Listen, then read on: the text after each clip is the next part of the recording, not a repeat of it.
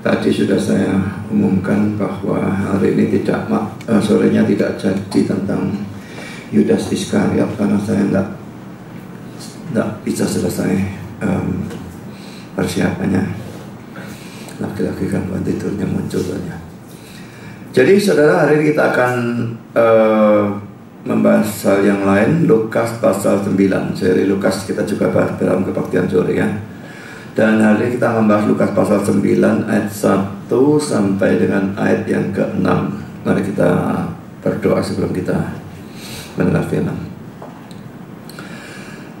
Bapa di surga, terima kasih bahwa dalam kebaktian ini kami kembali mendapat kesempatan dan kebebasan untuk membaca, untuk mendengar, untuk mempelajari, untuk merenungkan sebagian firman.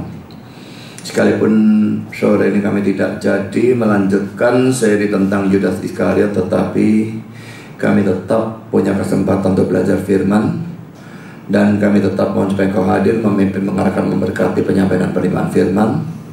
Dan tolong hamba mudah menyampaikan, berikan kekuatan jasmani, pikiran, suara, berikan pengurapan, berikan kata-kata, berikan apapun yang dia butuhkan supaya firman bisa sampaikan dengan baik, dengan benar, dan dengan sejelas-jelasnya. Dan lengkapi bungkus firman-Mu dengan kuasa dan pekerjaan Roh-Mu, karena tanpa itu semua akan sia-sia. Dan tolong kami semua dalam mendengar, berikan kami hati yang terbuka, berikan kesegaran, berikan konsentrasi, berikan terang, supaya kami bukan hanya mendengar tapi juga mengerti. Dan berikan ketundukan supaya kami percaya kebenaran firman, dan semua kami bisa dan mau menjadi pelaku dan penanggap firman. Kami sadar-sadar pasti bekerja, tolong kuatkan semua kami menghadapi pekerjaannya dalam bentuk apapun, supaya apapun yang Satan lakukan biarlah firman bisa sampaikan dan diterima dengan sebaik-baiknya untuk kemuliaan Tuhan. Terima kasih Bapa, dalam nama Yesus kami berdoa, amin.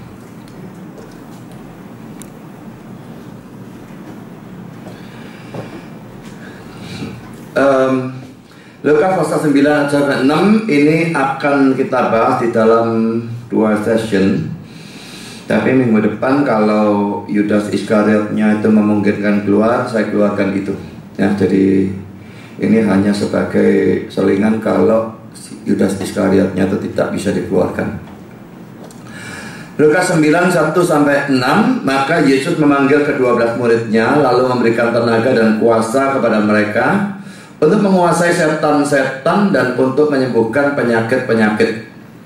Dan ia mengutus mereka untuk memberitakan kerajaan Allah dan untuk menyembuhkan orang. Katanya kepada mereka, jangan membawa apa-apa dalam perjalanan, jangan membawa tongkat atau bekal, roti atau uang, atau 2 helai baju. Dan apabila kamu sudah diterima dalam suatu rumah, tinggallah di situ sampai kamu berangkat dari situ. Dan kalau ada orang yang tidak mau menerima kamu, keluarlah dari kota mereka, dan kebaskanlah debunya dari kakimu sebagai peringatan terhadap mereka. Lalu pergilah mereka, dan mereka mengelilingi segala desa dan sambil memberitakan Injil dan menyembuhkan orang sakit di segala tempat. Pertama saudara, kita melihat bahwa di sini Yesus memanggil dan mengutus 12 muridnya. Kita baca sekali lagi ayat 1 dan 2 ya. Maka Yesus memanggil ke-12 muridnya, lalu memberi tenaga dan kuasa pada mereka untuk menguasai setan-setan dan untuk menyembuhkan penyakit-penyakit. Dan ia mengutus mereka untuk memberitakan kerajaan Allah dan untuk menyembuhkan orang. So, hal yang pertama yang bisa kita lihat dari hal ini adalah yang memanggil dan mengutus itu adalah Yesus sendiri. Dalam setiap pelayanan seharusnya itu yang benar ya. Yang memanggil dan mengutus adalah Yesus sendiri. Sudah bandingkan dengan beberapa ayat ini ya. Matius 10 ayat 1 dan 5. Ini memang juga ayat yang paralel dengan yang sedang kita bahas ya. Yesus memanggil ke-12 muridnya dan memberikan kuasa kepada mereka untuk mengusir roh-roh jahat dan untuk melenyapkan segala penyakit dan segala kelemahan. Ayat 5. Ke-12 murid itu diutus oleh Yesus dan ia berpesan kepada mereka, janganlah kamu menyimpang ke jalan bangsa lain atau masuk ke dalam kota orang Samaria. Jelas di sini mereka juga diutus oleh Yesus. Lalu 1 Korintus 1 ayat 1 dari Paulus yang oleh kehendak Allah menjadi rasul Kristus Yesus. Allah yang menghendaki dia menjadi rasul. Tanpa kehendak atau panggilan seperti itu, dia tidak punya hak sama sekali untuk menjadi rasul. 2 Korintus 1:1 dari Paulus yang oleh kehendak Allah menjadi rasul Kristus Yesus, sama ya. Galatia 1 ayat 15-17. Dari Paulus seorang rasul, bukan karena manusia, juga bukan oleh seorang manusia, melainkan oleh Yesus Kristus dan Allah Bapa yang telah membangkitkan dia dari antara orang mati. Ayat 15-nya. Tetapi waktu Ia yang telah memilih aku sejak kandungan ibuku dan memanggil aku oleh kasih karunia yang berkenan menyatakan anaknya dalam aku, supaya aku memberitakan dia di antara bangsa-bangsa bukan Yahudi, maka sesaat pun aku tidak minta pertimbangan kepada manusia. Juga aku tidak pergi ke Yerusalem mendapatkan mereka yang telah menjadi rasul sebelum aku, tapi aku berangkat ke tanah Arab dan dari situ kembali lagi ke Damsyik. Ya, dia tahu panggilan dari Tuhan, tidak minta izin rasul yang lain, rasul pemimpin peduli amat, Tuhan yang manggil. Ya, kita tidak perlu izin dari orang siapapun, tetapi tetap Tuhan yang manggil, ya sudah berangkat ya. Efesus 1 ayat 1 dari Paulus, rasul Kristus Yesus oleh kehendak Allah. Ya saudara, seseorang melayani Tuhan harus karena ada pengutusan atau panggilan dari Tuhan. Semua pelayanan saudara, apapun harus dilakukan sesuai dengan kehendak Tuhan. Hal ini kelihatannya jelas, tetapi dalam faktanya saudara, berapa banyak orang yang melayani kasarnya sak mauku. Nah, kalau sak mauku, apakah itu panggilan Tuhan, apakah itu kehendak Tuhan? Dia tidak peduli. Maka aku melayani, yang melayani ini. Didorong orang melayani, ya sudah layani ini, tanpa mempedulikan apakah itu panggilan Tuhan, kehendak Tuhan untuk dia atau bukan. So, Jamison, Fausto, dan Brown mengatakan demikian. Tuhan menetapkan pekerja-pekerjanya sendiri, dan kita harus diminta untuk melakukan hal ini. Mengingat bahwa karunia-karunia apapun yang dibawa orang-orang ke dalam pelayanan dan kesuksesan lainnya apapun yang ada dalam pelayanan itu, kecuali mereka dipilih dan ditetapkan oleh Allah sendiri, mereka tidak mempunyai hak untuk berada di dalamnya.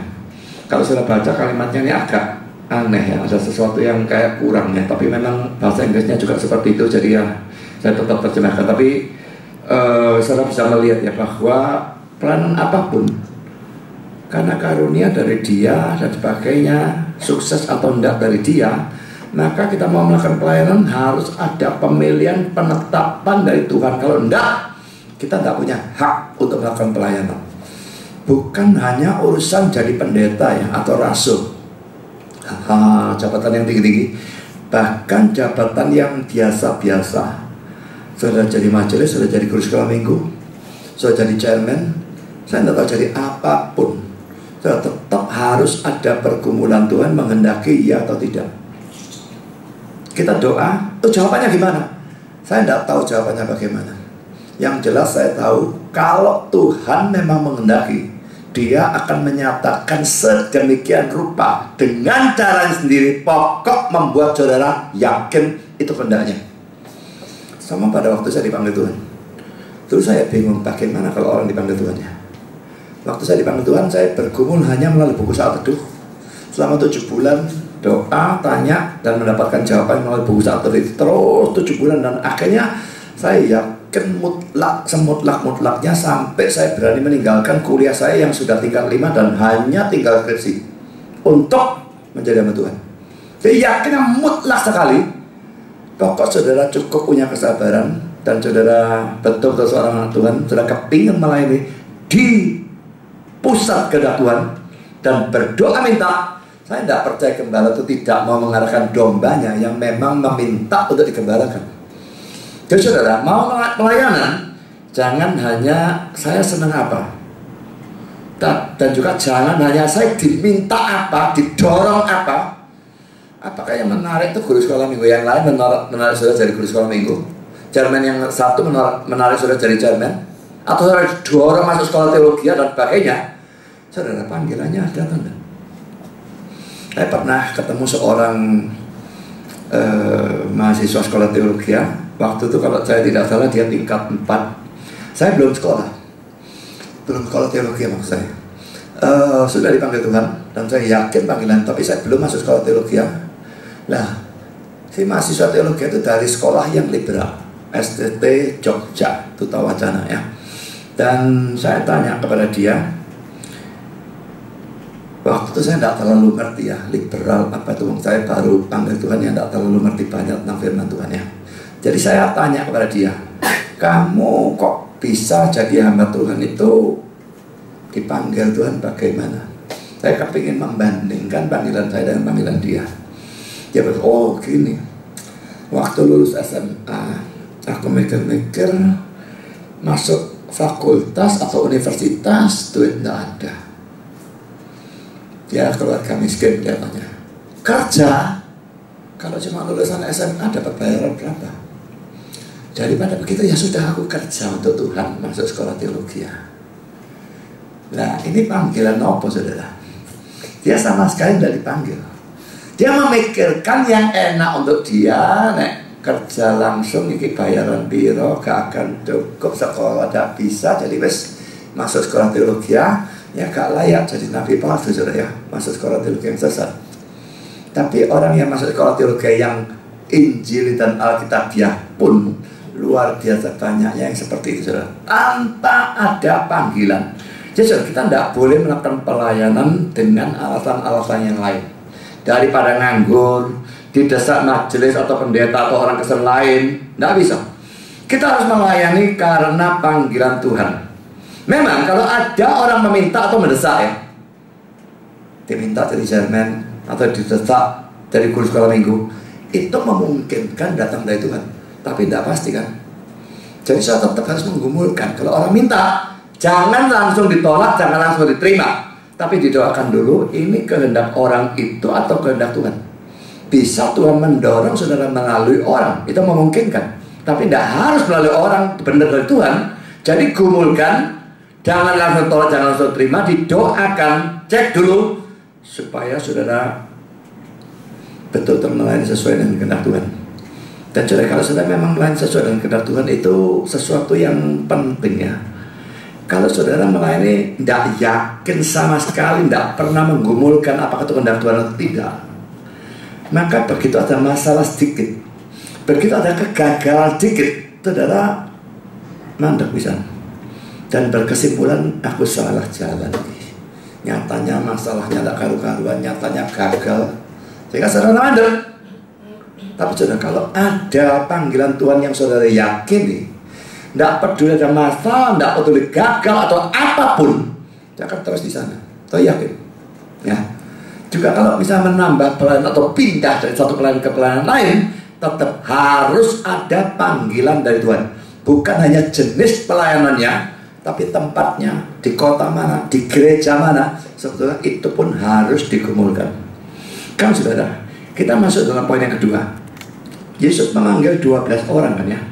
Mengapa jumlah mereka itu 12 orang? Bilangan 12 itu jelas memang disengaja ya, bukan kebetulan saja.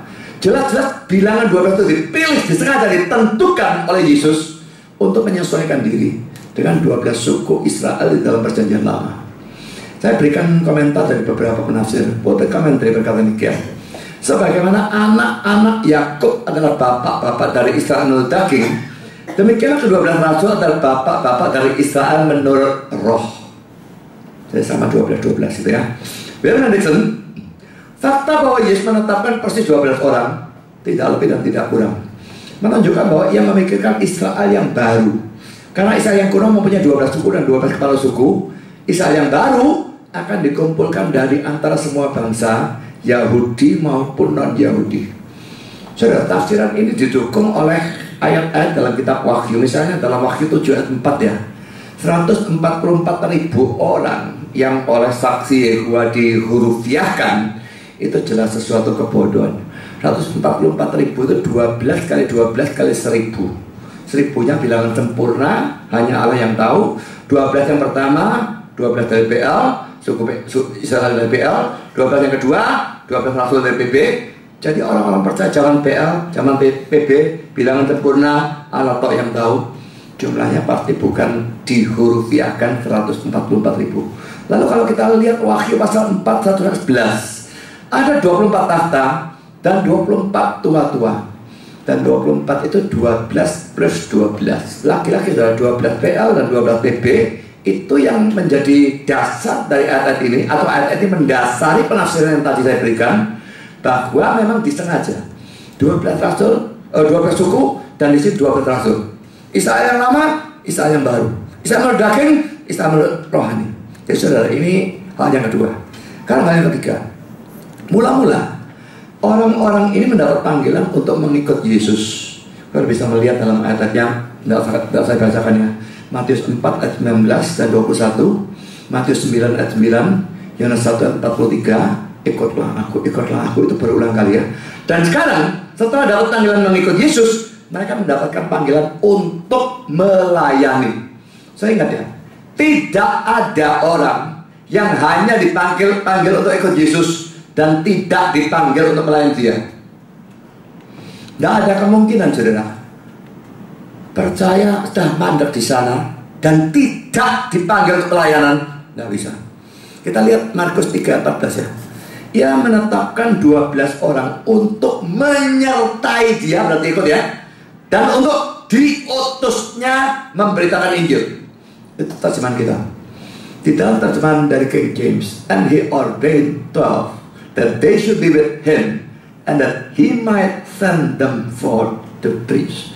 Dan dia menentukan 12 orang supaya mereka bersama-sama dengan dia. Ini ikut ya. Dan supaya ia bisa mengutus mereka untuk berkhotbah atau memberitakan firman itu ya. NASB, ia menetapkan 12 orang supaya mereka bisa bersama-sama dengan dia dan supaya ia bisa mengutus mereka keluar untuk berkhotbah. Jadi panggilannya itu ikut, tapi juga untuk menyuruh mereka melayani. Tidak lalu ikut terus ya, tapi tetap melayani. Sama seperti ikutlah aku dan kamu akan kujadikan penjala manusia. Itu juga Matius 4:19 ya. Ikut, tidak hanya ikut, harus menjala manusia, harus melakukan pelayanan sesuai dengan kehendak Tuhan. Jika mereka harus mengerjakan pekerjaannya di dunia, mereka harus hidup di hadapannya sebelum mereka keluar kepada dunia. Mereka pergi dari hadapan Yesus ke hadapan manusia. Saudara, ini dua-dua harus dipikirkan ya. Kedua segi ya. Kalau mereka mengerjakan pekerjaannya di dunia, harus hidup di hadapannya. Sebelum mereka keluar dari dunia, mereka harus pergi dari hadapan Yesus ke hadapan manusia. Jadi saudara, ini kalau orangnya tidak pernah ada di hadapan Tuhan, tidak bisa saudara diutus lalu pergi ke hadapan manusia. Itu tidak memungkinkan. Banyak orang yang pergi ke hadapan manusia, tidak pernah mereka ada di hadapan Tuhan. Ada yang tetap ada di hadapan Tuhan, tidak mau pergi ke hadapan manusia. Dua-dua salah. Ke hadapan Tuhan, percaya dia dulu, ikut dia, belajar firman, berdoa, ini ikut ya. Tapi lalu juga diutus pelayanan, harus dua-dua harus. Bapak Menteri, kedekatan kita dalam mengikut Kristus secara pribadi merupakan ukuran dari kuasa kita untuk pelayanannya. Jadi sudah memang dalam melayani tidak akan memungkinkan kalau tidak ada kekuatan dari dia. Jadi dekat kita dengan dia, itu sudah yang penting. Saudara, bagaimana dengan saudara? Saudara sudah ikut dia? Kalau sudah ikut, kalau sudah percaya, sudah baca firman, belajar firman, sudah berdoa, sudahkah sudah pelayanan? Pelayanan apa yang ada? Banyak orang Kristen hanya percaya, doa, firman, setelah itu tidak melakukan apapun. Apakah memang ada anggota tubuh yang dibiarkan nganggur? Kita tuh semua anggota tubuh. Saya tidak tahu, saya termasuk kelingking, termasuk jempol, termasuk sikut, termasuk apa. Tidak ada yang tidak punya fungsi. Tidak ada yang lalu bocai, tidak ada gunanya, useless. Tidak bisa. Semua punya fungsi, semua harus difungsikan. Nah, kalau salah satu tidak mau berfungsi, seluruh tubuh kacau ya. Mengapa gereja seringkali kacau? Karena ada anggota-anggota badan yang tidak mau berfungsi. Katakanlah saudara jadi sikut ya. Sikut ini bisa, ya bukan sikut lah seluruhnya nih ya. Bisa tangannya begini ya. Oh, dia tidak mau berfungsi, gini terus. Bayangkan sudah kalau nekuk terus begini ya. Sikutnya nekuk tidak mau kencang. Tangan ini mau gayok gimana sudah? Jari-jarinya tidak bisa berguna, tangannya tidak bisa berguna karena sikutnya gak mau digunakan. Sebaliknya sikutnya mau digunakan, aku jarinya gak mau megang, mau ngambil gelas pun gak bisa. Ini perlu begini, dia tidak mau, nganggur aja. Tidak bisa berfungsi. Dan semua saudara, semua anggota tubuh itu bekerja bersama-sama. Kalau tidak, terjadi segala macam kekacauan. Jadi pikirkan, kalau saudara memang anggota tubuh Kristus dan selama saudara tidak melakukan apa-apa, jangan pikir itu netral. Itu merusak pekerjaan Tuhan. Dia itu merusak pekerjaan Tuhan, bukan netral. Jadi semua harus melakukan pelayanan apa? Gumulkan dengan Tuhan. Sekarang yang keempat, yang diutus oleh Yesus untuk melayani atau memberitakan Injil adalah murid-muridnya. Murid itu namanya murid itu belajar ya. Murid gak belajar itu drop out saudara ya. Dan saudara beberapa poin yang saya bahas ya. Pertama poin A, ini menunjukkan bahwa orang yang mengajar atau melayani Tuhan harus belajar lebih dulu dan bahkan terus menerus belajar. Saudara, saya tekankan ya, bukan cuma belajar, tapi terus menerus belajar sampai saudara ketemu dengan dia muka dengan muka. Kalau tidak pernah boleh berhenti belajar. Pelayan-pelayan Tuhan sangat banyak yang tidak belajar. Repotnya mereka kadang-kadang ada yang kepingin belajar, mendengarkan khotbah, cuma pendetanya tidak ngajar apa-apa. Nah, doa gak belajar akhirnya. Siapa yang suruh mereka terbatas pada tembok-tembok gereja? Saya sendiri, biarpun di sini memang mengajar, saya tidak membatasi ada di sini. Ada pendeta yang lain yang bagus atau apapun, saya tidak tunjukkan siapa. Pokoknya kalau saya merasa bagus, silakan belajar. Mau di luar, silakan belajar. Tapi yang jelas harus belajar, terus-menerus belajar. Kalau saya melayani, harus belajar, terus-menerus belajar. Sangat banyak pelayan yang tidak belajar, jangan teladani mereka. Bukan itu sama sekali caranya. Sekarang sudah saya berikan beberapa komentar. Nah itu yang diberkati demikian. Mereka yang merencanakan untuk menjadi pengajar atau guru harus lebih dulu menjadi pelajar. Mereka harus menerima supaya mereka bisa memberi. Kebenaran Injil harus lebih dulu diberikan kepada mereka sebelum mereka diutus menjadi pelayan-pelayan Injil. Saudara, saya banyak sekali melihat orang yang gak becus ngajar, bukan karena tidak punya karunia gitu ya, tapi karena memang ilmunya tidak ada. Ilmunya tidak ada, tapi herannya sok pintar sekali dalam mengajar orang, berani mati dalam mengajar orang. Biasanya ya, orang makin ngerti itu jadi makin takut. Tuh, makin ngerti, makin melihat betapa gampang untuk salah ngerti. Nek aku ngajar salah ya apa? Saudara, terlalu takut itu juga tidak boleh juga. Memang selalu bisa ada kemungkinan ngajar salah. Tapi kita berhati-hati mati-matian. Kalau semua orang karena takut ngajar salah nggak ngajar, ya nggak ada yang ngajar. Tapi lawannya adalah orang yang terlalu berani mati ngajar padahal nggak punya apapun. Dalam hal-hal yang biasa ya, ini hal sekuler atau hal jasmani saudara ya. Di Atlas Fitness Center itu sejak berapa bulan, nggak tahu sudah berapa bulan lah, nggak tahu 2-3 bulan, saya tidak ingat persis. Ada apa ya, semacam latihan Thai boxing, Muay Thai ya. Nah pelatihnya itu orang Indonesia yang pernah tinggal di Thailand dan pernah menjadi petinju kalau menurut ceritanya dia. Saya tidak tahu ceritanya dia benar apa enggak ya. Tapi saudara, saya melihat satu hal saja ya. Gerakan dia ngajari murid-muridnya. Saya waktu itu tidak lihat, hanya mendengar dari muridnya. Pelatihnya ngajar, kalau ngejar itu begini. Bukan tangannya yang saya persoalkan saudara, tapi kakinya kalau ngejar baru belok begini. Saya bilang, siapa saya ngajari kaki masih begitu? Loh pelatih, ngejar kaki masih muter gini. Loh, itu aturan dari mana? Saya petinju, saya kalau nendang tidak bisa. Tapi kalau saya urusan pukul-mukul saya ngerti. Tidak ada ceritanya orang ngejar kaki diputar seperti begini. Ini gendeng. Lalu saya tanya pada dia, nek double jump ya apa kira-kira? Jadi kaki muter balik, kotor balik lagi. Lalu gimana? Dan coba perhatikan sih dia sendiri. Kalau misalnya sparring, saya ingin lihat dia dengan kaki begini. Itu ilmunya ndak ada atau logikanya ndak jalan, entah bagaimana. Jadi guru memang hal sekuler, tapi kelihatan sekali bahwa ini gak beres ini ngajari ya karena ngajar seperti itu, hanya cerita seperti itu. Satu lagi orang di sana itu kan banyak ya, karena memang orang yang suka olahraga ya, di Atlas itu memang angkat besi dan sebagainya. Tapi orang yang sudah suka olahraga, ada kemungkinan juga suka olahraga bela diri juga. Nah banyak di sana, ada yang saya dapat teman yang latihan MMA, mixed martial art ya, jadi yang boleh tendang, banting, gelut dan sebagainya, pukul. Nah saya tidak ngerti tendangan, saya tidak ngerti gelut, tapi saya ngerti mukul. Nah lalu saya lihat cara dia mukul. Dia padahal sudah ngajari ya, di situ ngajari kokonya, ngajari temannya dan sebagainya. Waktu dia sendiri mukul, saya lihat pukulanmu ini keliru kabeh. Dan saya betulkan ini kelirunya di sini, ini keliru di sini.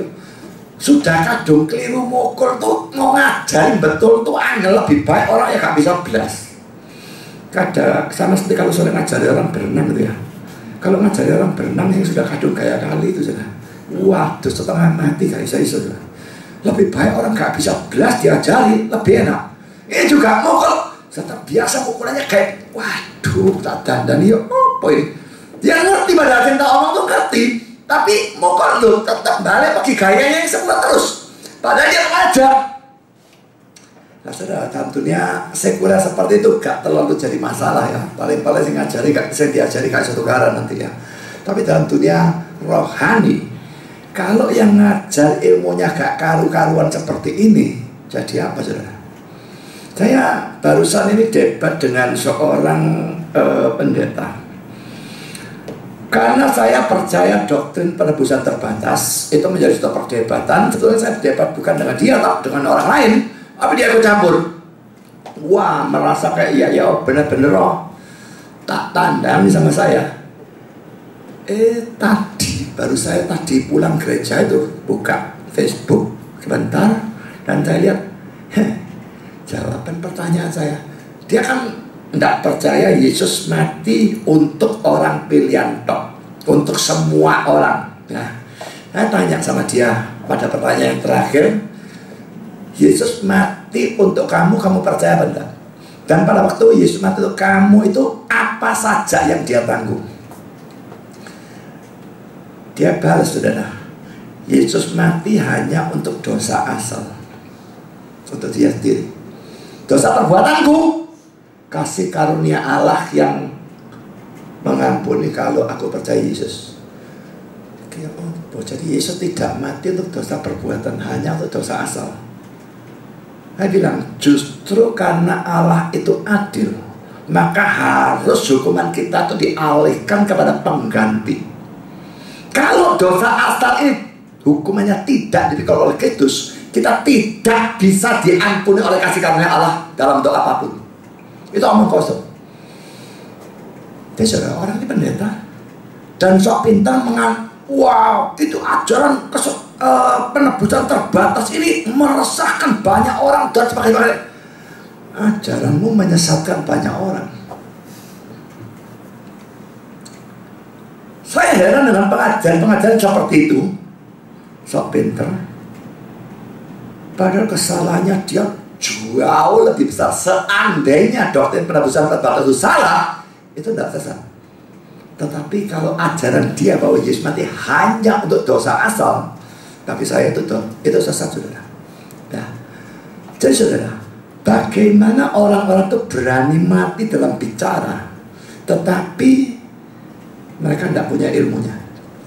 Dan yang biasanya seperti itu adalah orang-orang dari kelompok karismatik. Tapi bukan karismatik toh. Saudara dengar ya, Indonesia tadi pagi, dini hari, tadi malam jam 12 ya, melaksanakan hukuman mati. 6 orang ya, 5 orang asing dan 1 orang Indonesia. Apa yang Paus katakan?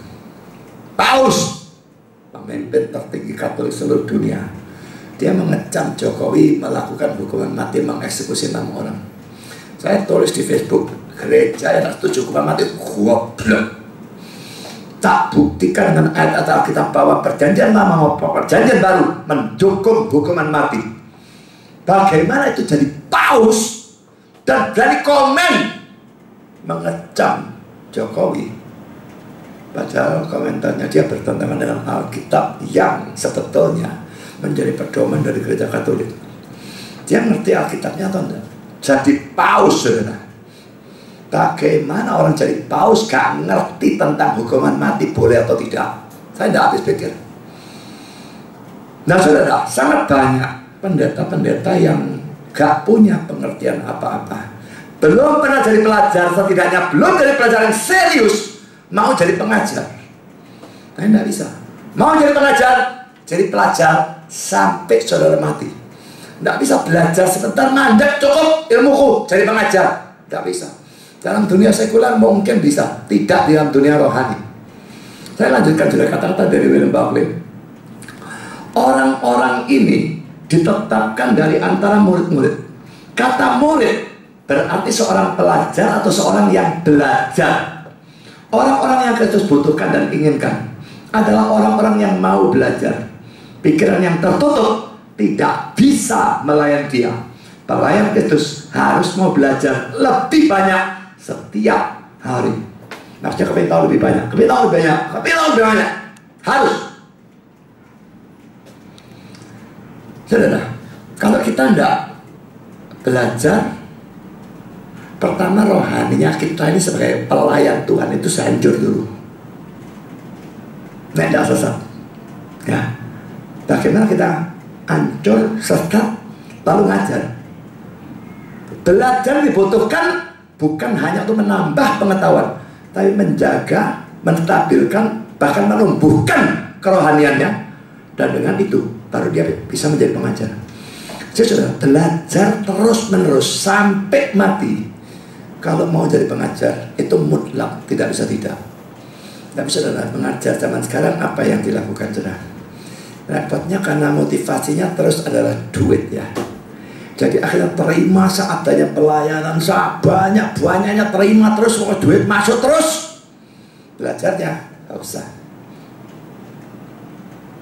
Satu khotbah saja pondoknya dibawa keliling-keliling. Saya juga bawa satu khotbah keliling-keliling. Tapi bukan karena saya tidak belajar. Kalau saya misalnya khotbah tentang neraka di saya anggap penting. Saya khotbahkan di mana-mana. Untuk menginjil banyak orang. Tapi pada saat yang sama saya tetap belajar. Jadi motivasinya yang lain dalam mengkhotbahkan khotbah yang sama itu ya. Kalau saya, karena khotbah itu penting. Harus tahu, saya beritakan di mana-mana. Dan kalau mereka gak belajar, bondoy gak ada, ya khotbah cuma itu toh, ya akhirnya itu toh yang diberitakan. Nah ini soal yang celaka ya.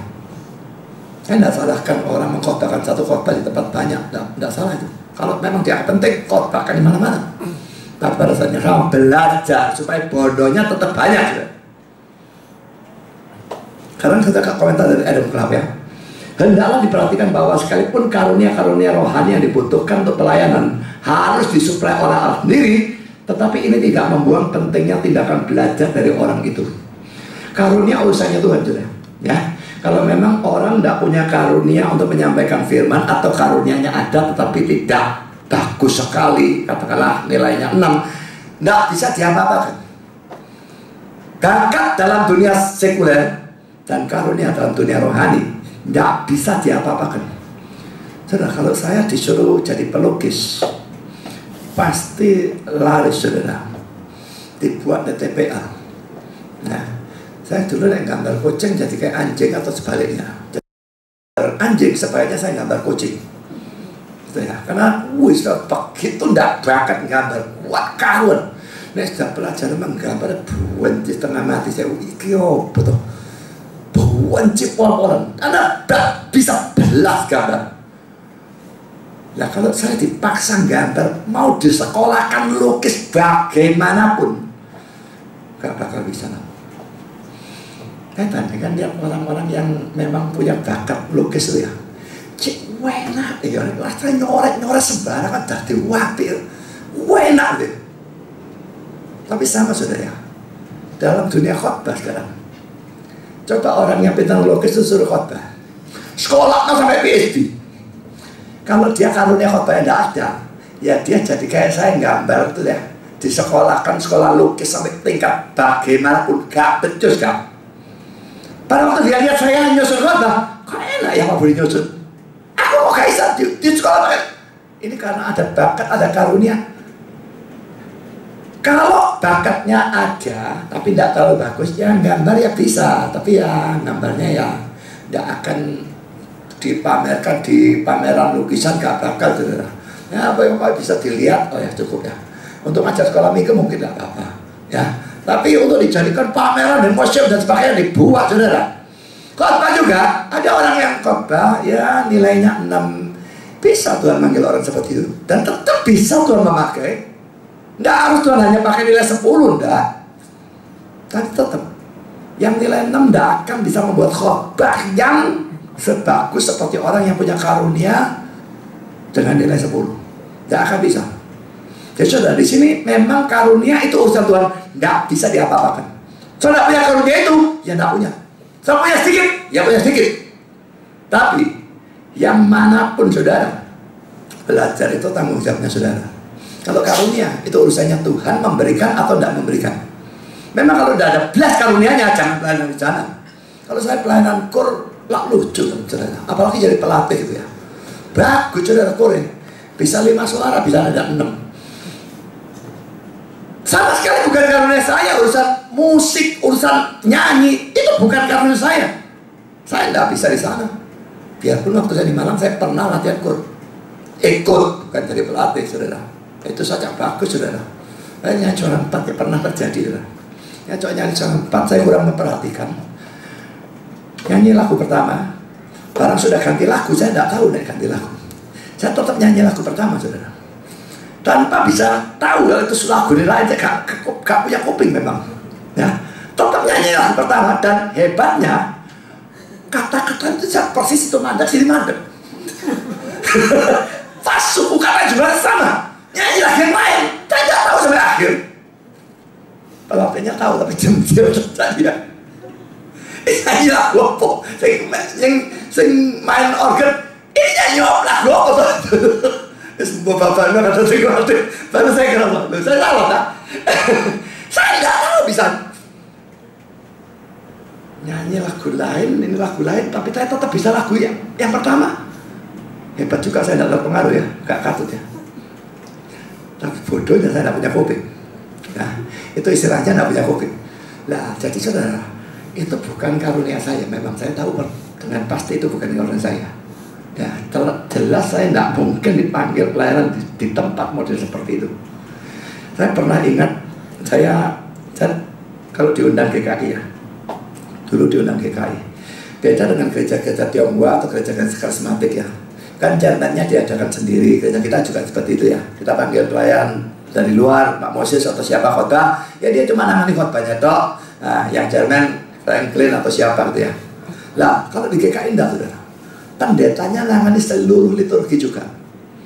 Jadi mulai foto, salam, doa, syafaat, nyanyi, pendeta memimpin semua. Nah, saya ngasih lagu pujiannya, saya milih lagunya loh. Wis. Yang main piano itu saudara, piano atau organ saya tidak tahu apa. Kebetulan adalah orang yang nyanyi teman. Biasanya kalau sin ayah, yang mungkin dia memang sederhana kan saya tidak tahu. Cuma akhir lagu dinyanyikan, ya, lalu masuk pada awal lagu. Dinyanyikan apa? Akhir lagunya dimainkan biasa. Tahu saya akhir lagu, ini masuk ya. Tapi yang itu, yang teman, dia intro. Duh, ini nyanyi lagu apa dia? Saya tidak mengenali lagu ini belas saudara. Nyanyi lagu apa? Jadi waktu masuk nyanyi, saya gak nyanyi. Saya gak nyanyi, kabeh diem kabeh, jemaat di saudara. Sama dia diulang. Gobloknya dia gak ngerti kalau saya goblok ya. Dia gobloknya gak ngerti kalau saya goblok dalam nyanyi ya. Dia ulang dengan saya sama. Ulangan peng 10 lah, aku gak nyanyi. Aku gak tahu kapan masih masuk kok. Aku gak tahu itu lagu apa. Sampai diulang 3 kali. Ada jemaat yang ngerti, oh iya pendeta goblok. Jadi jemaatnya yang nyanyi. Nah, semua melok. Ya karu-karuan juga, semua kacau. Kenapa? Saya akan pelayanan di tempat yang tidak seharusnya. Sejak kasus itu, saya bilang pada mereka, kamu mau undang aku, kasih orang cerpen dan tidak pimpinan DWKB, aku tak mau khotbah. Aku tidak bisa nyanyi, aku tidak akan memimpin nyanyi. Ya. Jadi saudara, pelayanan memang harus di tempat di mana kita berkarunia. Tapi saudara, urusan belajar, ini urusan kita. Ya, memang belajar ada karunia juga. Ada orang yang pintar, ada yang otaknya tajam seperti Calvin dan sebagainya, ingatannya tajam, ada yang kurang dan sebagainya. Orang belajar dengan cara berbeda-beda. Otak itu orang itu berbeda-beda. Saya otaknya sistematis, teman. Wah, sistematis, belajarnya harus sistematis tertutup. Ada teman saya bilang, dosen satu saya di Amerika tuh ngajar saya nggak pernah bisa, karena ngajar dia sama sekali kacau sistematikanya. Kalau ngajar bunder gini ya, dia ngajar ceprot sebelah sini, atau ceprot sebelah sini, ceprot sebelah sini, pokoknya wabe ada, tapi juntrung aja gak karu-karuan. Teman saya bilang, bagi aku gak apa-apa, otakku kerjanya seperti itu. Saya nggak habis pikir, ya apa otak kayak gitu. Karena saya sama sekali enggak, ini ngajar apa atau sistematika tidak ada karuan belas ini. Memang ada karunia tertentu juga berurusan dengan kita belajar. Tapi saudara, lagi-lagi kalau karunia urusan Tuhan. Yang penting kita mau belajar, serius belajar, dan tekun belajar sampai kita mati. Nah saudara, kata-kata dari penafsir-penafsir ini sangat perlu diperhatikan, khususnya saya pikir untuk semua orang ya, tapi khususnya untuk pendeta-pendeta yang anti sekolah teologi. Dengan alasan, lah ya buat apa sekolah teologi? Rasul-rasul gak sekolah loh. Ini omongan bodoh dari orang yang gak sekolah. Makanya gak sekolah, makanya bisa argumentasi setolol itu. Rasul-rasul memang gak sekolah teologi secara formal, saudara ya. Tapi ingat saudara, mereka adalah orang-orang Yahudi. Mereka bisa bahasa Ibrani maupun Aram. Dan pada saat mereka dijajah oleh Romawi, mereka bisa juga bahasa Yunani. Jadi bahasa asli mereka sudah usah belajar. Lah kita kena ngomong Jawa, kita Yunani dan Ibrani harus belajar. Kalau dari sekolah teologi dari mana? Nah itu hal yang pertama. Kedua saudara, mereka sebagai orang-orang Yahudi memang begitu religiusnya. Sejak dari kecil, wah diajar memang Taurat, karena waktu itu hanya ada perjanjian lama, diajar perjanjian lama dan sebagainya. Itu sudah sangat nemen. Beda dengan kita, kalaupun kita ikut sekolah minggu. Sekolah minggu ngajar sedalam apa? Lalu remaja, pemuda ngajar sedalam apa? Beda sekali dengan mereka. Ketiga, mereka adalah orang-orang yang hidup pada zaman itu, di tempat itu. Mereka kenal kebudayaannya, tahu tradisinya, dan sebagainya, dan sebagainya. Kita berbeda 2000 tahun lebih.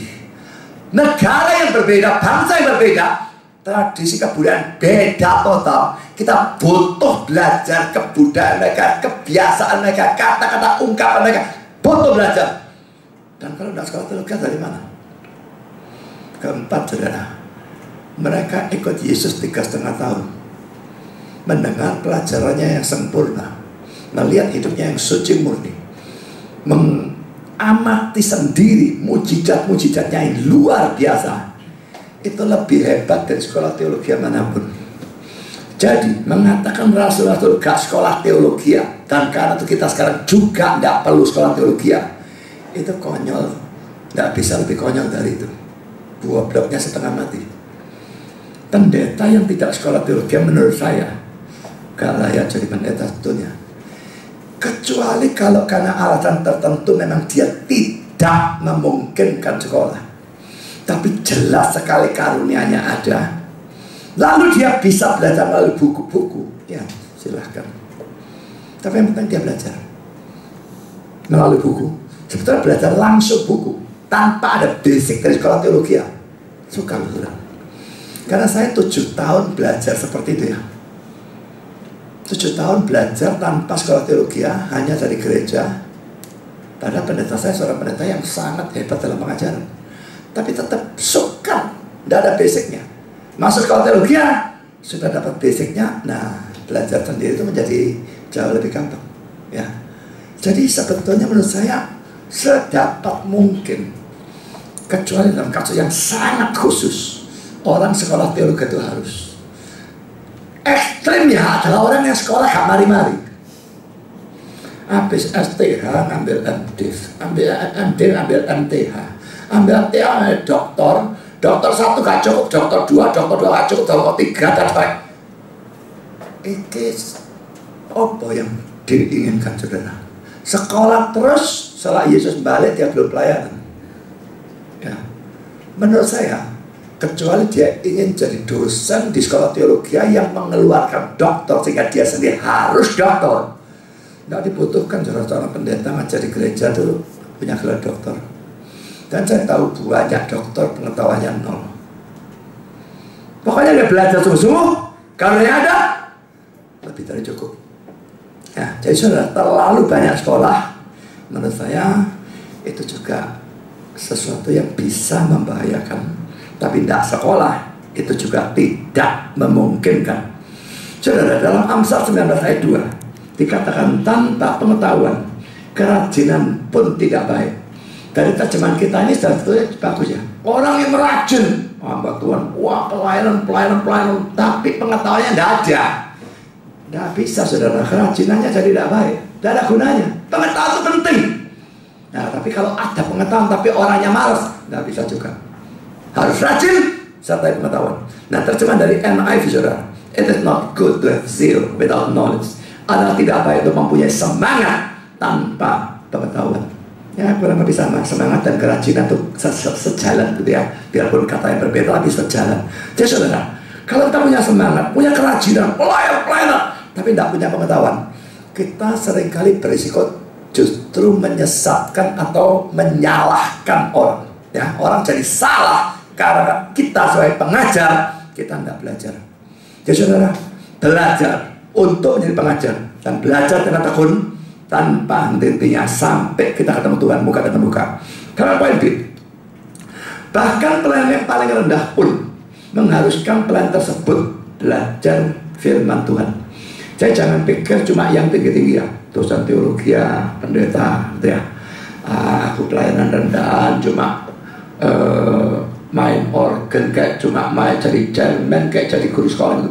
Tidak perlu, tidak bisa. Saya dulu jadi guru sekolah minggu saudara. Saya pakai buku tafsiran.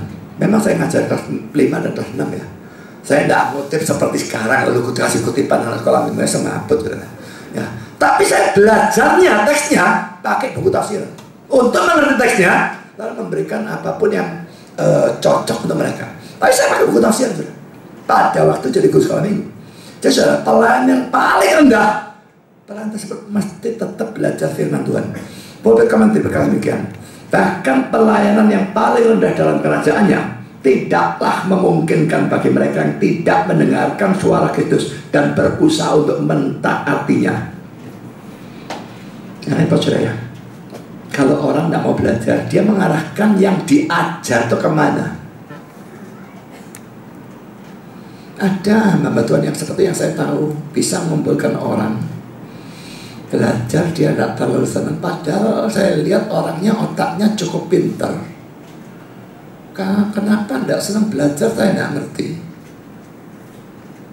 Akhirnya dia mengarahkan kemana orang-orangnya. Mengumpulkan orang bisa, ngajarnya tidak bisa. Lalu diarahkan kemana? Saudara, tidak peduli pelayanan saudara itu apa. Belajar firman Tuhan dengan serius. Saya tekankan dengan serius. Saya tambah lagi dengan tekun. Belajar rajin sebentar itu bisa, gampang. Sebulan, 2 bulan, 6 bulan, lalu pensiun. Banyak sekali yang seperti itu. Orang belajar di stres dulu, wah rajin ikut sekian fak. Sudah habis semua faknya stres, mandek gak belajar lagi. Tanya orang lali kabeh. Tak percaya. Jadi saudara, belajar rajin dan juga tekun, serius, tekun. Ini yang harus dilakukan. Karena kita masuk dalam poin yang kelima. Mereka, para murid itu ya, diutus berdua-dua. Kita baca dalam Markus 6 ayat 7. Ia memanggil ke-12 murid itu dan mengutus mereka berdua-dua. Ia memberi mereka kuasa atas roh-roh jahat. Diutus berdua-dua. Pulpit Komentari berkata mereka diutus berdua-dua. Kristus ingin pelayan-pelayannya bekerja sama. Tidaklah baik untuk berada seorang diri. Saya kira ini tidak bisa dimutlakan untuk kita saat ini ya. Mungkin untuk saat itu karena mereka memang tidak ya katakan masih baru, maka butuh 2 orang ya. Tapi kalau sekarang sudah nginjil harus berdua, ini berdua kok. Enggak. Ini kan cerita yang terjadi, tidak berarti ini suatu rumus yang mutlak harus dilakukan. Memang memungkinkan 2 orang silahkan, tapi harus 2 orang tidak juga. Sudah dalam Pengkhotbah 4 ayat 9-12 dikatakan demikian.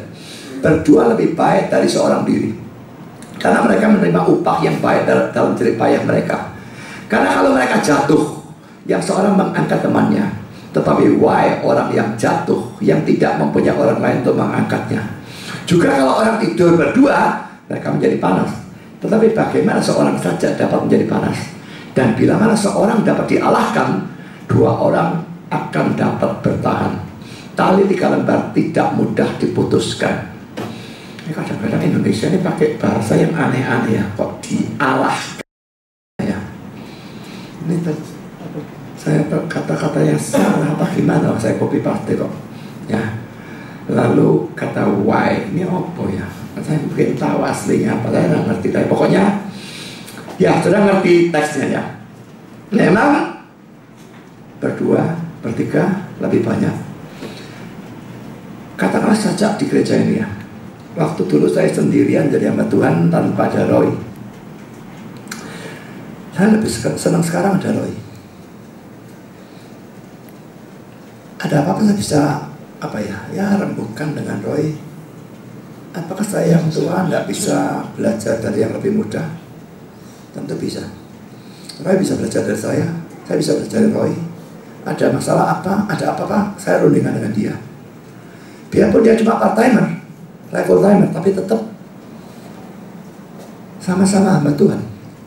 Dan kita sama-sama tahu, saya tahu Roy seperti itu, Roy tahu saya seperti itu, bahwa kita sama-sama serius dalam melayani Tuhan, bukan melayani demi uang dan sebagainya. Jadi kita sama-sama bisa saling percaya. Kalau saya punya seorang rekan yang saya tidak bisa percaya, saya mending tendang rekan itu pada yang kerja sama saudara. Tidak ada gunanya. Tapi saya bisa percaya sama Roy, maka ya berdua memang lebih enak. Ya, bisa berunding, bisa apa. Tadi pagi Roy khotbah dan Roy berkata, wah kalau mau khotbah eksposisi rasanya semua sudah dibahas, pada sebetulnya enggak ya, banyak kita Yesaya apa itu Mazmur banyak belum saya bahas. Tapi Roy lalu pilih topik dan lalu dia memilih topik apa. Nah saya tadi waktu pulang saya mikir, nanti Roy tak omongin topik ini saja. Nah saya lalu tadi bilang sama Roy waktu di sini sore, hukum Taurat sih berlaku apa enggak, itu diguegerkan di Facebook. Orang bodoh-bodoh sebetulnya semua yang tahu mestinya cek berlaku ya. Bodoh-bodoh itu bilang tidak berlaku. Hukum moralnya juga gak berlaku. Otaknya tidak tahu ditaruh mana. Dan banyak yang ngomong seperti itu, banyak-banyaknya. Saya bilang memang gereja kita mungkin gak membutuhkan, tapi setidaknya argumentasinya mereka kan butuh tahu.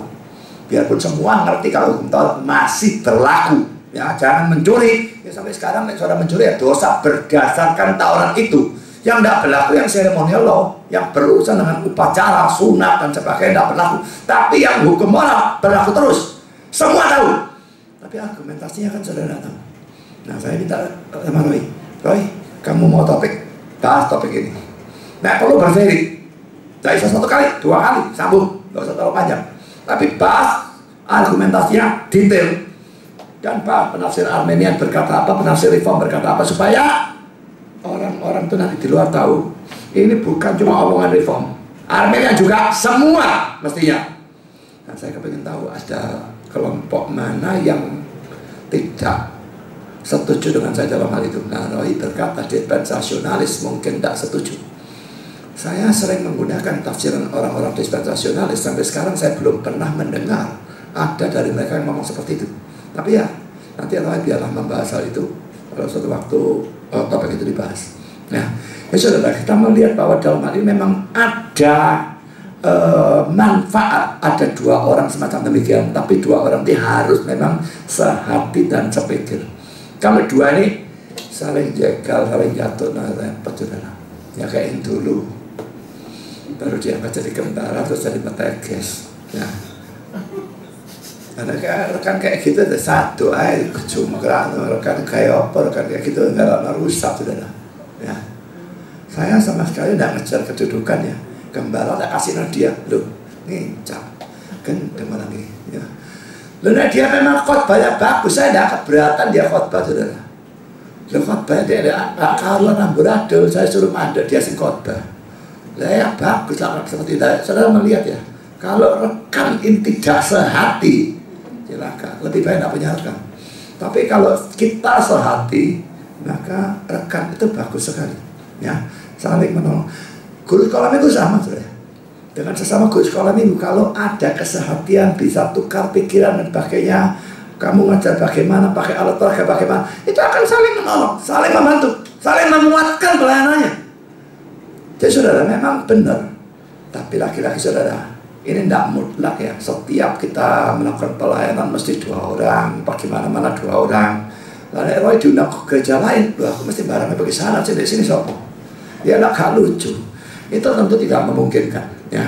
Jadi jangan diekstrimkan semacam demikian. Kan sudah kita lanjutkan ya. Tujuan pengutusan dan perlengkapan bagi orang-orang yang diutusnya. Pertama tujuan pengutusan kita baca sekali lagi ayat 1 dan 2. Maka Yesus memanggil ke-12 muridnya, lalu memberikan tenaga dan kuasa pada mereka untuk menguasai setan-setan dan untuk menyembuhkan penyakit-penyakit. Dan dia mengutus mereka untuk memberitakan kerajaan Allah dan untuk menyembuhkan orang.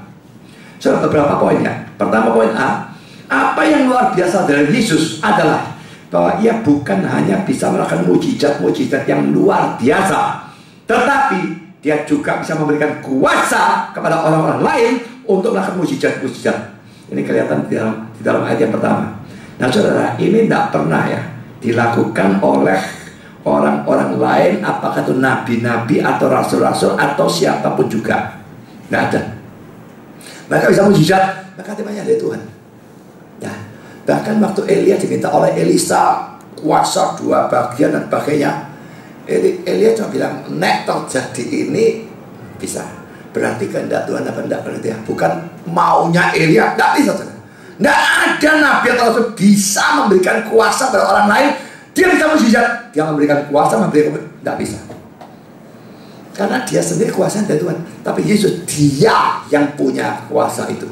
Dia bisa memberikan kepada orang lain kuasa sehingga orang itu bisa melakukan mujizat. Dan ini sudah bedanya. Jadi kalau saudara menjumpai misalnya saksi Yehova yang sering berargumentasi begitu, Yesus bisa mujizat, itu membuktikan yang maha kuasa ya. Jadi dia adalah Allah. Rasul-rasul nabi-nabi juga bisa mujizat. Pertama saudara, rasul tidak bisa melakukan mujizat semaunya sendiri. Yesus bisa. Kedua, tidak ada rasul, nabi atau siapapun melakukan mujizat sebanyak dan sehebat yang Yesus lakukan. Dan ketiga adalah poin ini. Nek memberikan kuasa kepada orang lain untuk melakukan mujizat, tidak ada yang bisa. Yesus bisa. Jadi saudara, apakah sama Yesus dengan rasul? Tentu tidak. Yang kedua, poin B. Dari teks di atas terlihat bahwa ada 3 hal yang menjadi tujuan pengutusan. Pertama, menguasai setan-setan, menguasai dalam arti bisa mengusir pakainya ya. Kedua, menyembuhkan penyakit. Dan ketiga, memberitakan kerajaan Allah. Ini tidak terlalu beda dengan memberitakan Injil. Saudara, bahwa menguasai atau mengusir setan dipisahkan atau dibedakan dari menyembuhkan penyakit, menunjukkan bahwa 2 hal itu merupakan 2 hal yang berbeda. Memang bisa, saya katakan bisa, bukan selalu. Setan merasuk dan lalu menimbulkan penyakit. Contohnya ada dalam Matius 12 ayat 22, Markus 9 ayat 16 sampai 18 dan sebagainya. Tapi jelas tidak semua penyakit disebabkan karena orangnya kerasukan setan. Jadi dalam hal ini ya sebagian atau mungkin sebagian besar karismatik punya pandangan semacam demikian ya. Kalau orang sakit itu selalu karena ada roh jahatnya. Jadi saudara, TBC ada roh TBC, panuan ada roh panu, flu ada roh flu. Dan gilanya saudara, ada perempuan sampai tua gak kawin-kawin, mereka katakan ada roh perawan tua. Ini serius, saya gak guyonan. Ya, sampel. Roh ini ada roh buta. Ya, nah saudara kukulen, ini roh kukulen. Nah, tidak tahu apa saja. Chandra ini roh garing, sampai matanya gak ada air, matanya mesti tertasi terus. Apalagi saudara? Ya, nek lemu. Apa roh gerangsang atau roh jemblung apa saya tidak tahu. Pokoknya saudara, mereka ini menggelikan ya. Penyakit bisa karena setannya masuk lalu memberikan penyakit. Ada kasusnya. Tapi jelas tidak semua seperti itu. Ada penyakit yang hanya penyakit. Yang Ebola nular, tidak karu-karuan, ini roh Ebola semua gitu. Ini kan konyol saudara. Jadi saudara, ini pengertian yang penting itu menghadapi pandangan dari banyak orang Kristen yang golongan Pentakosta karismatik yang pada umumnya menganggap orang sakit selalu atau pasti karena adanya orang jahat, roh jahat yang merasuk mereka. Ini tidak pada tempatnya. Kalau orang kerasukan selalu ada tanda-tanda yang supranatural. Tidak, bisa tidak.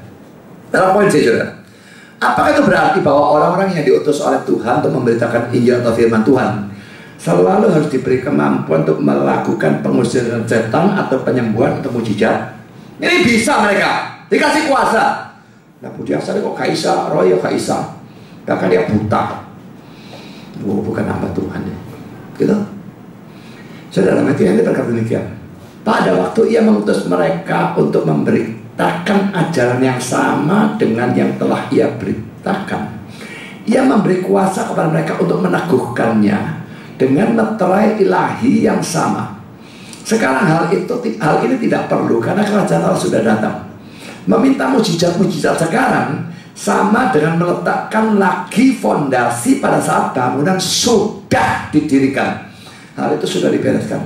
Dan ajaran Kristus sudah dibuktikan kebenarannya dengan cukup oleh mujizat-mujizat yang dibuat oleh Kristus dan rasul-rasulnya, sehingga merupakan tindakan mencobai Allah untuk meminta lebih banyak tanda. Saudara, Yohanes Pembaptis dikatakan secara eksplisit tidak membuat satu tanda pun. Yohanes 10 ayat 41. Tapi dia jelas-jelas diakui oleh Yesus sendiri sebagai seorang nabi, pemberita Injil, pemberita firman Tuhan, tanpa pernah melakukan satu tanda pun. Jadi, apakah pendeta, pelayan Tuhan, penginjil, dosen teologi dan sebagainya harus bisa mujizat, harus bisa sembuhkan orang, harus bisa usir setan? Menurut saya belum tentu. Bisa ya, kalau Tuhan memang mau beri karunia, tapi mengharuskan, itu bagi saya adalah omong kosong. Tapi banyak orang nuntut seperti itu. Dan lalu di kalangan mereka, karena ada tuntutan seperti itu, lalu pendetanya mikir, nek aku ndak bisa mujizat, wah, gengsiku turun di mataku jemaat, di matanya jemaatku. Ya lalu memasukkan mujizat. Segala macam yang aneh-aneh muncul. Dan percaya saudara, pemalsuan itu banyak ya. Saya diberitahu seorang wartawan ada KKR. Wartawan itu lihat sendiri orang itu gak ada apa-apa, gak sakit apa-apa saudara. Sehat segar bukan. Tahu-tahu naik kursi roda, dinaik pakai panggung seakan-akan jadi orang yang lumpuh. Itu akan waras, berdiri puji Tuhan, sembuh. Itu betul-betul terjadi.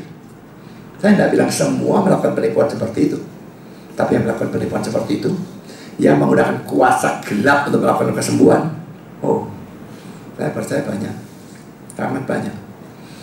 Jadi saudara, hati-hati dengan kesembuhan yang terjadi.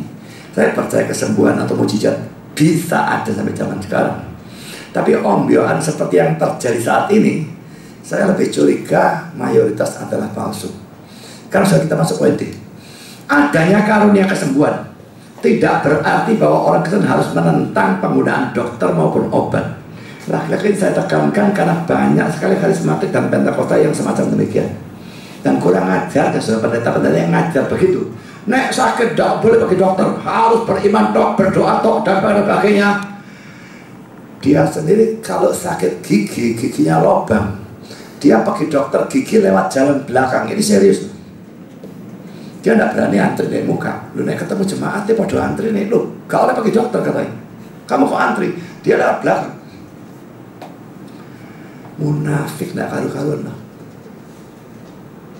Karena komentar dari A.T. Robertson, Yesus tetap adalah Tuhan dari jiwa dan tubuh. Tapi iman yang cerdas tidak membenarkan kita untuk tidak menggunakan pertolongan dari dokter yang harus dibedakan dengan dukun. Jadi kalau dukun memang lain, dia pakai kuasa gelap, pakai kuasa setan, tidak boleh. Dalam sikon apapun mati harus lebih dipilih.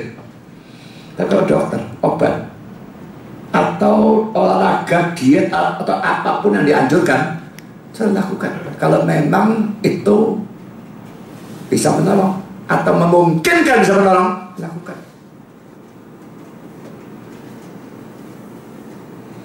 Adalah sesuatu yang bodoh, fanatisme yang membuta, hanya doa tak beriman. Sedangkan Tuhan memberikan dokter dan sebagainya ini, kita tidak mau menggunakan. Kalau memungkinkan sembuhkan oleh dokter atau obat atau cara-cara yang lain selama bukan pakai kuasa gelap, lakukan cara-cara itu. Sekarang sudah kita masuk dalam poin yang kedua, perlengkapan. Mereka diberi kuasa untuk mengusir setan dan menyembuhkan penyakit, tetapi tidak dikatakan bahwa mereka diberi kuasa untuk mempertobatkan. Ini coba perhatikan ya. Tidak ada kuasanya untuk mengusir setan, untuk menyembuhkan penyakit dan sebagainya. Kuasa mempertobatkan tidak pernah diberikan kepada manusia. Berkata demikian, perhatikan bahwa tidak ada apapun dikatakan tentang penerimaan mereka terhadap otoritas untuk mempertobatkan. Ini disimpan atau ditahan oleh Allah sendiri. Hanya semata-mata haknya dia, tidak pernah diberikan kepada manusia.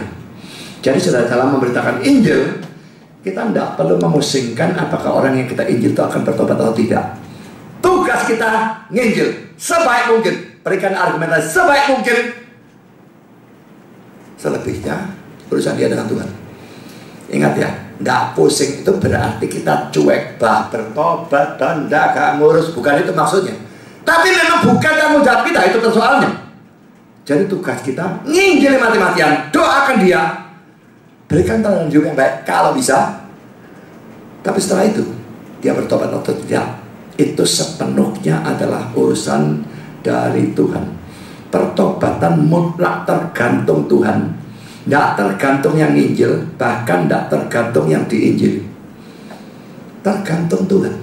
Banyak orang yang kelihatannya, wih tidak mungkin, mustahil bertobat. Tuhan mau tobatkan ya tobat. Contoh yang menyolok ya Rasul Paulus ya. Siapa yang mikir orang gila seperti itu bisa bertobat? Dia bunuh orang, tangkap, siksa. Wah, kalau sekarang ini ISIS sudah. Apa tidak seperti itu? Tidak mau dia seperti Al-Qaeda, tidak seperti ISIS, si Paulus. Tapi Tuhan mau tobatkan dia, bisa. Oh iya, kan pakai mujizat. Saudara, orang yang mengalami mujizat gak bertobat itu banyak tuh. Firaun itu mengalami 10 mujizat, dia bertobat? Enggak.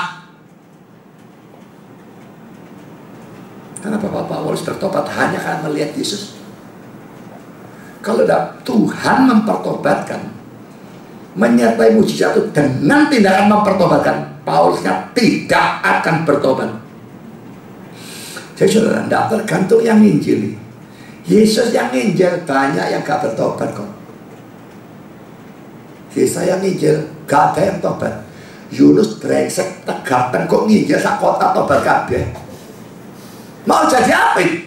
Petrus khotbah 3.000 orang bertobat. Yesus seumur hidup gak pernah 3.000. Jadi saudara, pertobatan tidak tergantung yang diinjil maupun yang nginjil. Tugas kita lakukan nginjil. Tobat tidak, serahkan Tuhan, itu urusannya Tuhan.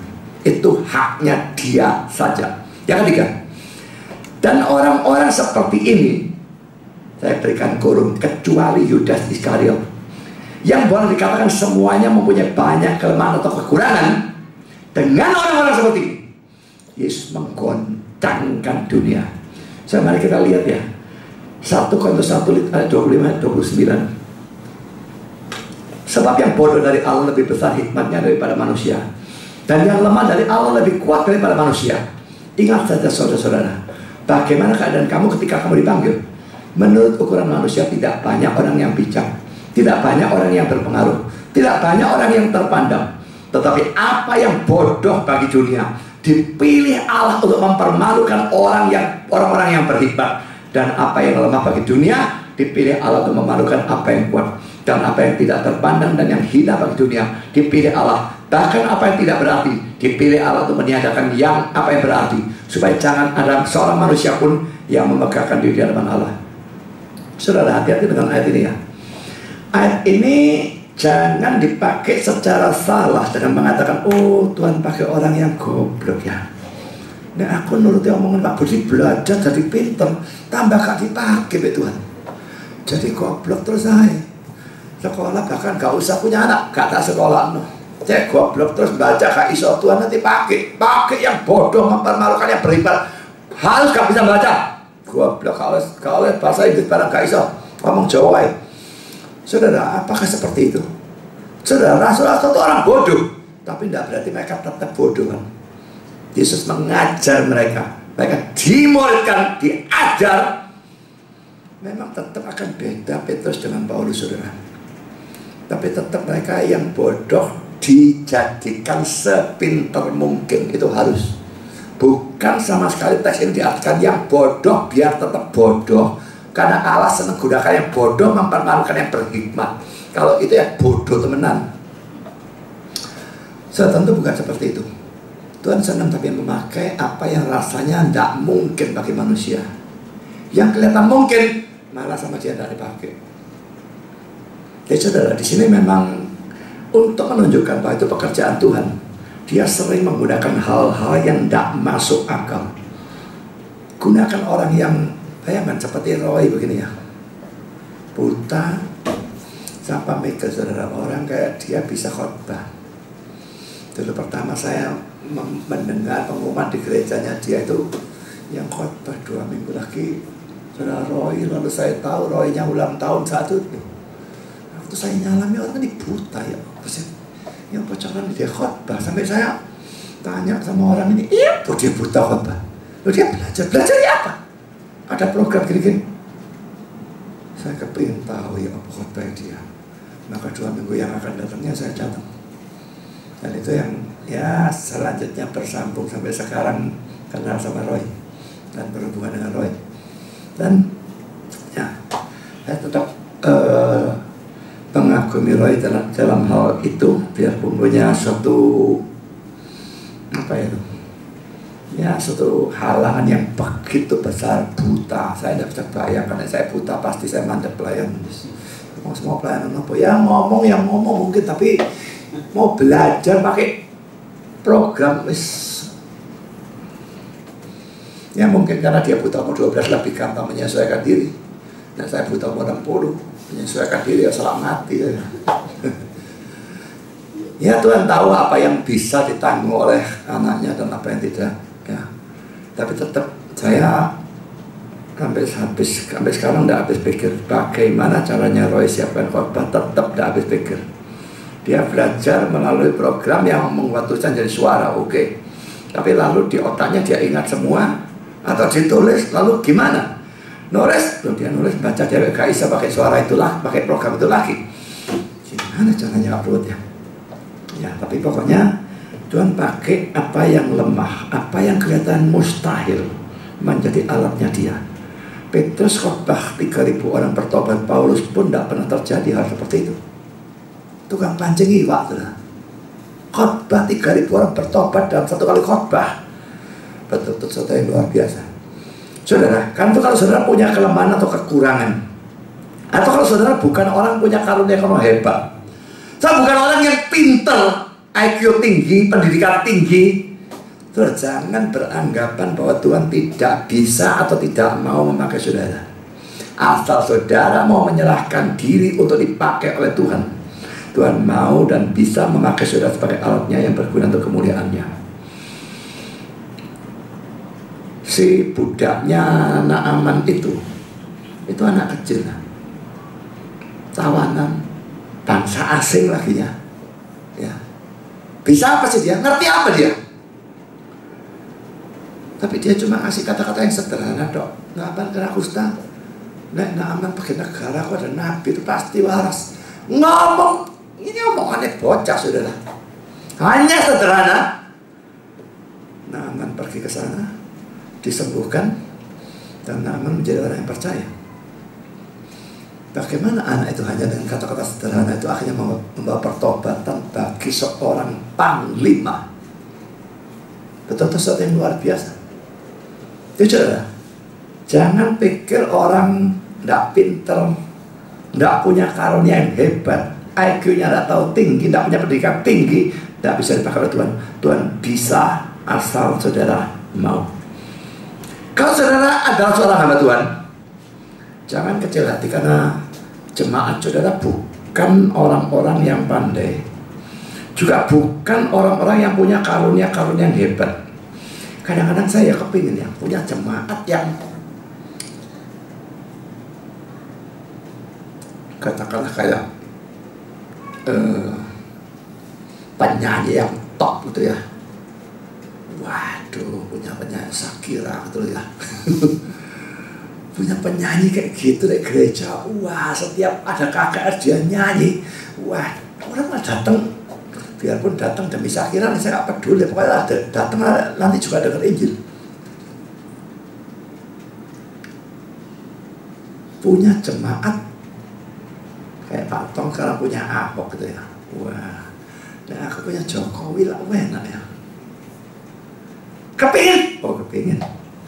Tapi ini tidak ada. Ya sudah, peduli amat. Nah Tuhan mau kasih, dia bisa kasih. Dan orang kaya ya sudah, mau diapain? Pokoknya Tuhan mau cukupi, dia bisa nyukupi. Saudara, asal hamba Tuhan dengan jemaat sama-sama mau menyerahkan diri dipakai oleh Tuhan, Tuhan bisa memakai pendeta yang sederhana, jemaat yang sederhana untuk hal-hal yang besar.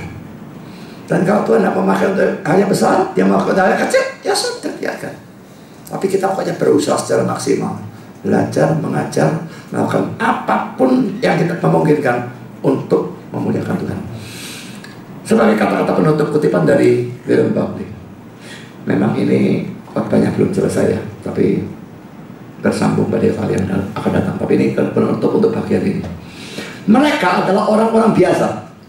Dikatakan bahwa Yesus mencari bukan orang-orang yang luar biasa, tetapi orang-orang biasa yang bisa melakukan hal-hal biasa dengan cara yang luar biasa baiknya.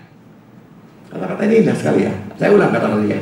Dikatakan bahwa Yesus mencari bukan orang-orang yang luar biasa, tetapi orang-orang biasa yang bisa melakukan hal-hal biasa dengan cara yang luar biasa baiknya.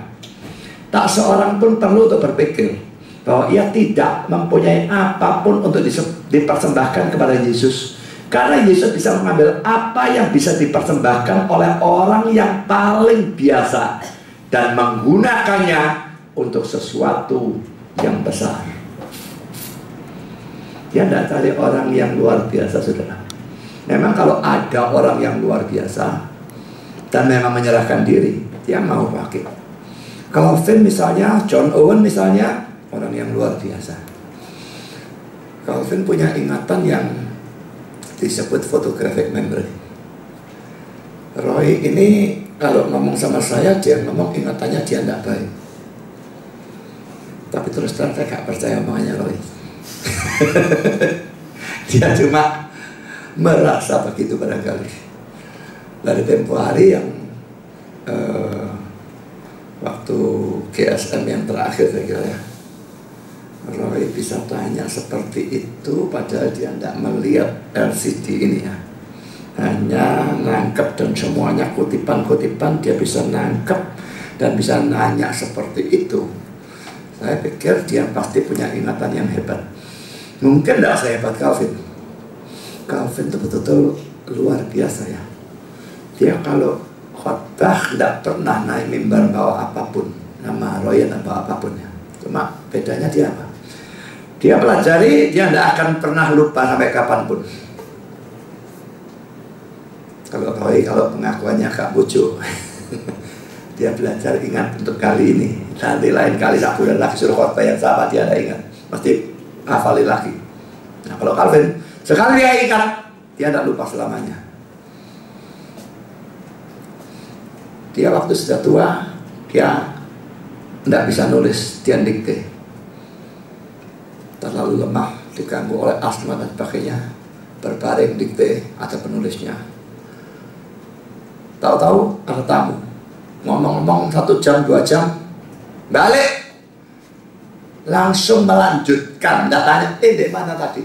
Nek kita lah, dek mas saya mana tadi aku? Nggak pernah sudah Calvin tanya. Dia langsung melanjutkan di tempat dia tinggalkan. Dan hal kali pertama waktu yang membuat Calvin itu terkenal, saudara. Ada satu pertemuan, saya lupa pertemuan apa. Ada pengkhotbahnya yang seharusnya khotbah. Tahu-tahu berhalangan, saudara. Dan Calvin diminta untuk menggantikan khotbah dan dia tidak punya persiapan. Dan dia membuat tercengang semua pendengar. Karena dia mengutip dari buku penulis ini, halaman sekian, baris sekian dari atas.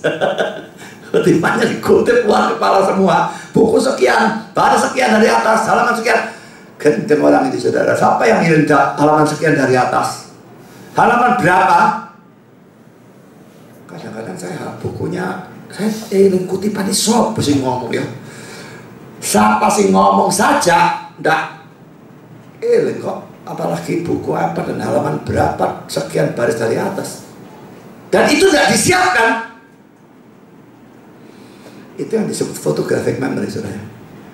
Ingatan dia itu kayak potret, trak, ceket kayak sini. Nggak tinggal dilihat sekian baris dari atas, ada di ingatannya.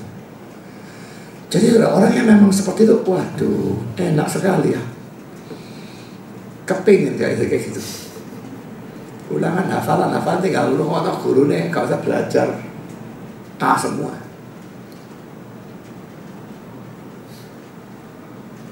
Saya punya ingatan yang buruk. Kalau kelihatannya hafal ayat banyak, bukan karena ingatan bagus, saudara, sama sekali enggak. Tapi karena berulang kali digunakan hafal dengan sendirinya. Tapi saya ingatan buruk, sangat buruk sebetulnya. Menurut saya sangat buruk. Kalau dibandingkan Roy, saya tidak ada seperempatnya kalau dalam urusan ingatan. Tapi saya kompensasinya atau penggantinya, belajarnya dengan rajin, dengan tekun, terus gunakan, dan itu membantu ya, supaya tetap bisa ingat. Jadi saudara, film Baku ini memberikan kata-kata yang luar biasa bagus. Orang ini memang kalau urusan mujizat gak kena dipakai, brengsek sekali loh omongannya.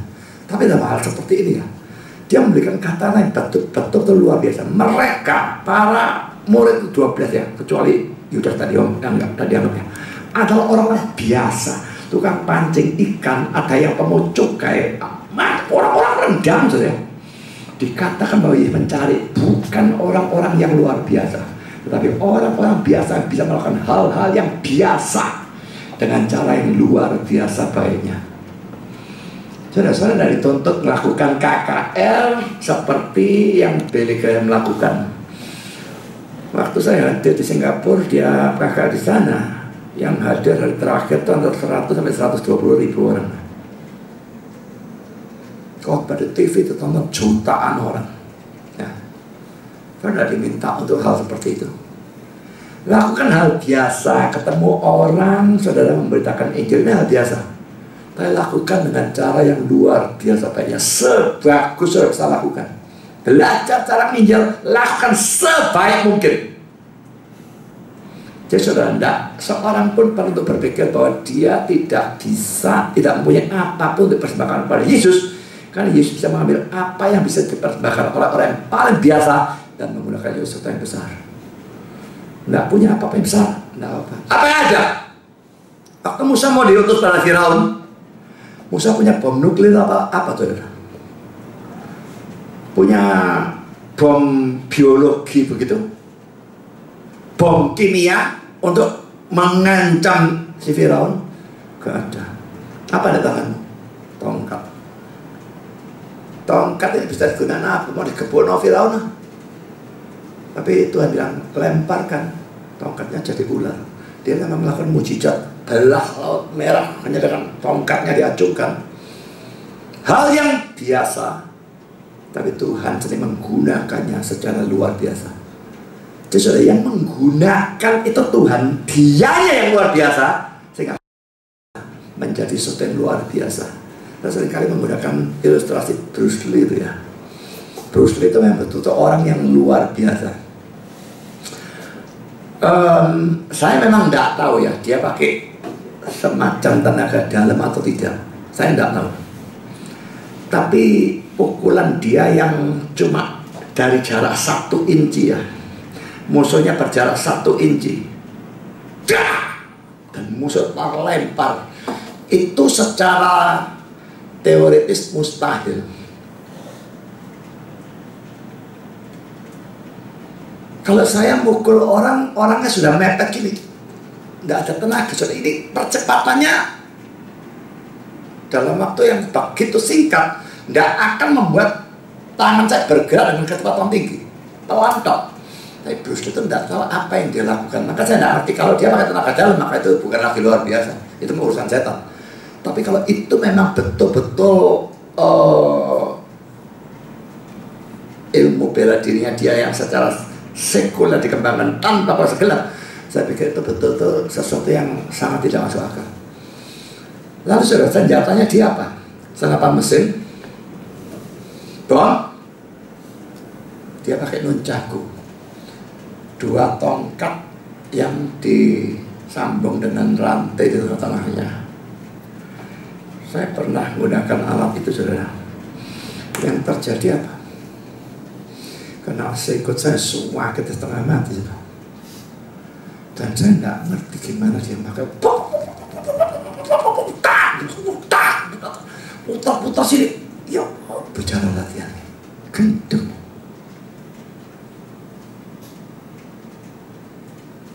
Jadi dia yang luar biasa adalah yang menggunakan alatnya biasa.